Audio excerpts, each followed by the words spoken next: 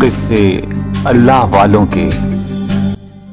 حضرت غوث پاک رحمۃ اللہ علیہ فرماتے ہیں کہ جب میں علم دین حاصل کرنے کے لیے جیلان سے بغداد قافلے کے ہمراہ روانہ ہوا اور جب ہمدان سے آگے پہنچا تو 60 ڈاکو قافلے پر ٹوٹ پڑے اور سارا قافلہ لوٹ لیا، لیکن کسی نے مجھ سے تعرض نہ کیا۔ ایک ڈاکو میرے پاس آ کر مجھ سے پوچھنے لگا، اے لڑکے تمہارے پاس بھی کچھ ہے؟ میں نے جواب دیا، ہاں۔ ڈاکو نے کہا، کیا ہے؟ میں نے کہا 40 دینار۔ اس نے پوچھا، کہاں ہے؟ میں نے کہا گدڑی کے نیچے۔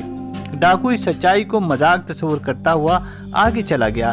اس کے بعد دوسرا ڈاکو آیا اور اس نے بھی اسی طرح کے سوالات کیے اور میں نے یہی جوابات اس کو دیے اور وہ بھی اسی طرح مذاق سمجھتے ہوئے چلتا بنا۔ جب سب ڈاکو اپنے سردار کے پاس جمع ہوئے تو انہوں نے اپنے سردار کو میرے بارے میں بتایا تو اس نے مجھے وہاں بلا لیا۔ ڈاکو کا سردار مجھ سے مخاطب ہوا، تمہارے پاس کیا ہے؟ میں نے کہا 40 دینار ہیں۔ ڈاکو کے سردار نے ڈاکو کو حکم دیتے ہوئے کہا، اس کی تلاشی لو۔ تلاشی لینے پر جب سچائی کا اظہار ہوا تو اس نے تعجب سے سوال کیا کہ تمہیں سچ بولنے پر کس چیز نے آمادہ کیا؟ میں نے کہا والدہ ماجدہ کی نصیحت نے۔ سردار بولا، وہ نصیحت کیا ہے؟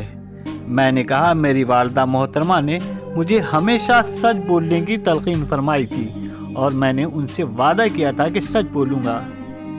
ڈاکوؤں کو سردار یہ سن کر رونے لگا، کہنے لگا، یہ بچہ اپنی ماں سے کیے ہوئے وعدے سے منحرف نہیں ہوا اور میں نے ساری عمر اپنے رب عز و جل سے کیے ہوئے وعدے کے خلاف گزار دی۔ اسی وقت وہ ان 60 ڈاکوؤں سمیت میرے ہاتھ پر تائب ہوا اور قافلے کا لوٹا ہوا مال واپس کر دیا۔